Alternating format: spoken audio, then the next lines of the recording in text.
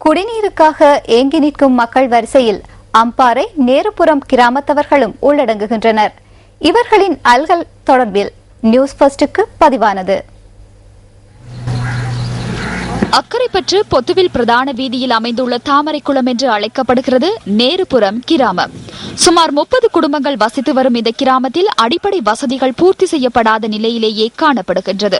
குடிநீர், மின்சாரம், வீதி மற்றும் வைத்தியசாலை என எந்தவொரு வசதிகளும் இங்கு ஏற்படுத்தி கொடுக்கப்படவில்லை என்பது கவலைக்குரிய விடயமாகும்.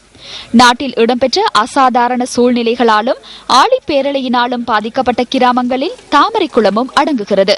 இங்குள்ள மக்கள் நாளாந்தம் கூலி வேலை செய்து தமது வாழ்க்கையை கொண்டு நடத்தி வருகின்றனர். இந்நிலையில் நலன் விரும்பிகள் சிலரினால் குடிநீர் விநியோகம் மேற்கொள்ளப்பட்ட போதிலும் அதில் பாரபட்சம் காணப்பட்டதாக தாமரைக்குளம் மக்கள் குறிப்பிடுகின்றனர். சில குடும்பத்துகளுக்கு கொடுத்துரு கரண்ட் தண்ணி, எங்களுக்கு சில குடும்பத்துகளுக்கு தண்ணி வசதி இல்லை, கரண்ட் வசதி இல்லை. அது மாத்திரமன்றி இந்த பகுதிகளில் இரவு நேரங்களில் காட்டு யானைகளின் தொல்லையும் நிலவுவதாக இவர்கள் தெரிவிக்கின்றனர். வேலைகளிலும் யானை தொல்லைகள் இருக்கிறது. எல்லா வீட்டுகளிலும் போயிட்டு வாழை உடைச்சி வீடுகளும் அசிங்கமாக இருக்கிறது.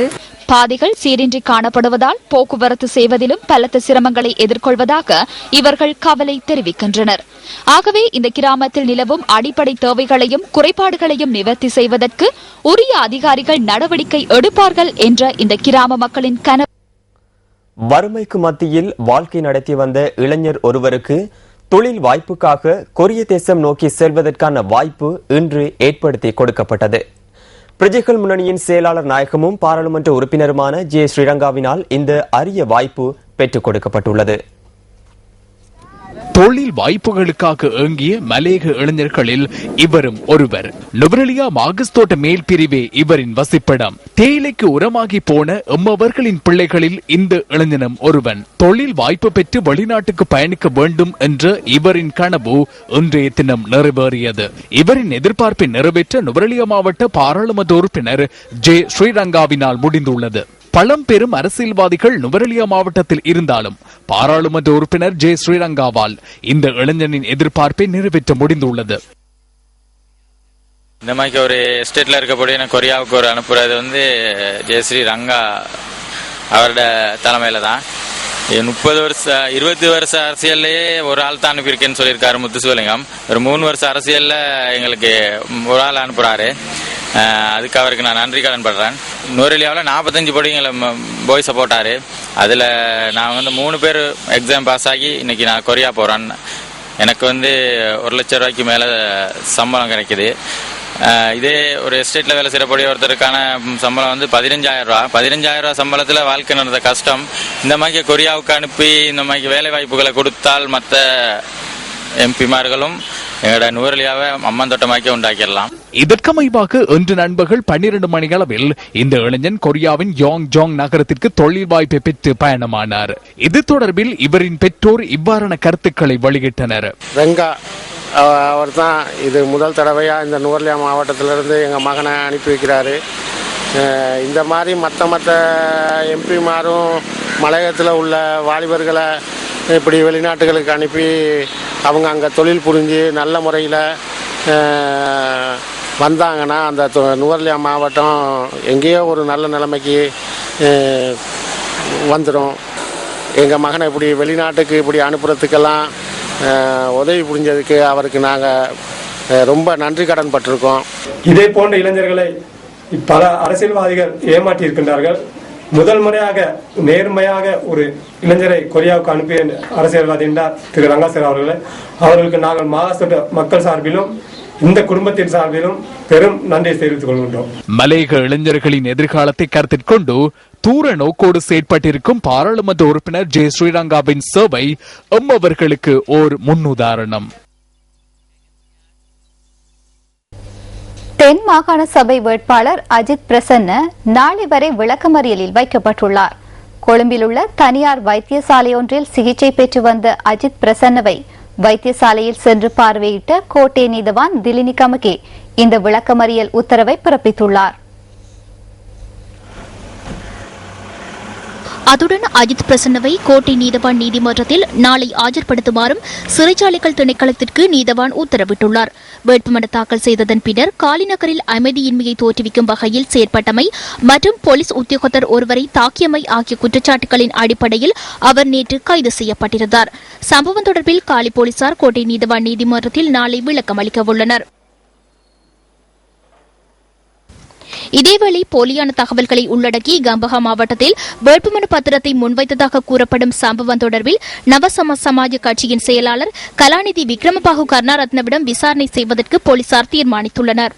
விக்ரமபாகு கருணாரத்னவிற்கு நாளை சட்டத்தரணி ஒருவருடனும் சமாதான நீதவான் ஒருவருடனும் கம்பஹா போலீஸ் நிலையத்திற்கு வருமாறு கூறப்பட்டுள்ளதாக போலீஸ் ஊடக பேச்சாளர் விடுத்துள்ள அறிக்கையில் தெரிவிக்கப்பட்டுள்ளது. அந்த வேட்புமனு பட்டியலில் 15 வேட்பாளர்களது பெயர் மற்றும் முகவரி என்பன தவறாக வழங்கப்பட்டுள்ளதாகவும் அவ்வாறான நபர்கள் அந்த முகவரியில் இல்லை எனவும் போலீசாரின் விசாரணைகளில் இருந்து தெரியவந்துள்ளது. ஐக்கிய மக்கள் சுதந்திர கூட்டமைப்பின் செய்தியாளர் மாநாடு இன்று கொழும்பில் நடைபெற்றது.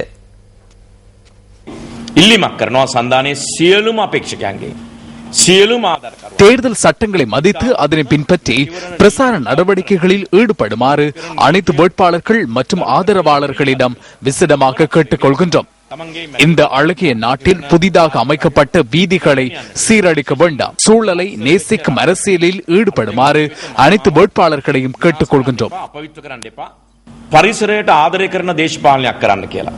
අපි හැම අපේක්ෂකයෙක්ගේම ඉල්ලීමක් කරනවා. අද දවස් වෙනකොට සියලුම අපේක්ෂකයින්ගේ அனைத்து வேட்பாளர்களினதும் சொத்து விவரங்களை ஐக்கிய மக்கள் சுதந்திர கூட்டமைப்பு கையளித்து விட்டது. சட்டத்தை நடைமுறைப்படுத்தும் போது எந்த விதத்திலும் தலையீடுகளை மேற்கொள்ளப் போவது இல்லை. வீதிகளில் எழுதப்பட்டிருந்தால் அதனை தார்பூசி அழியுங்கள். இந்த தேர்தலை தேர்தல்கள் ஆணையாளரின் ஆலோசனைகளுக்கு அமைவாக நடத்துவதற்கு தேவையான அனைத்து நடவடிக்கைகளும் மேற்கொள்ளப்பட்டுள்ளன.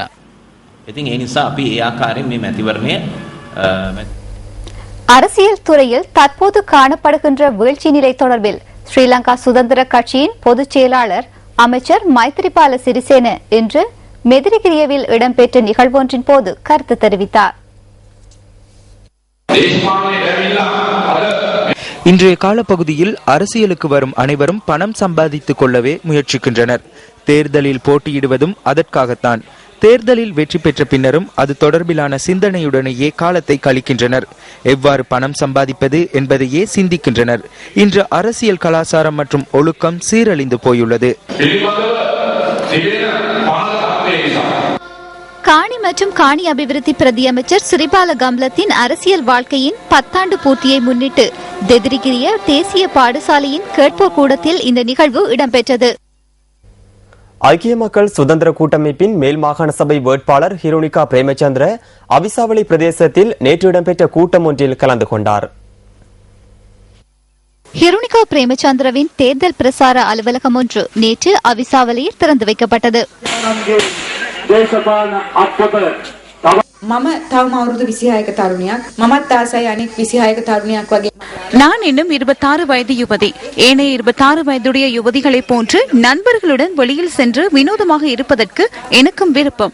ஆனால் இவை அனைத்தையும் விட்டு இன்று அரசியலை தெரிவு செய்துள்ளேன். எனது தந்தையால் செய்ய முடியாமல் போனவற்றை என்னால் செய்ய முடியும் என நான் நினைக்கின்றேன். கொழும்பு மாவட்டத்தில் ஜனாதிபதியின் வழிகாட்டலில் பாரிய அபிவிருத்தி பணிகளை மேற்கொள்ள அவர் விரும்பினார். அதனை நிறைவேற்றவே நான் இங்கு காலடி எடுத்து வைத்துள்ளேன். பொல்கஹாவலையிலிருந்து திமேஷ் அதிகாரி இன்றைய யூ ரிப்போர்ட்டர் செய்தியை வழங்குகின்றார். இன்று காலை 6:30 மணியளவில் கொழும்பு குர்நாகல் பிரதான வீதியின் கபுகர பிரதேசத்தில் வாகன விபத்து ஏற்பட்டுள்ளது. கொழும்பிலிருந்து குர்நாகல் நோக்கி பயணித்த பஸ் ஒன்று வேனுடன் மோதியில் இந்த விபத்து ஏற்பட்டுள்ளது. இந்த விபத்தின் போது வேனுக்கு பாரிய சேதம் ஏற்பட்டுள்ளது. இத்துடன் நியூஸ் ஃபர்ஸ்டின் இரவு 8 மணி பிரதான செய்தி அறிக்கை நிறைவடைகின்றது. மீண்டும் சந்திக்கலாம் நியூஸ் ஃபர்ஸ்டின் டுநைட் செய்திகளுடன். வணக்கம்.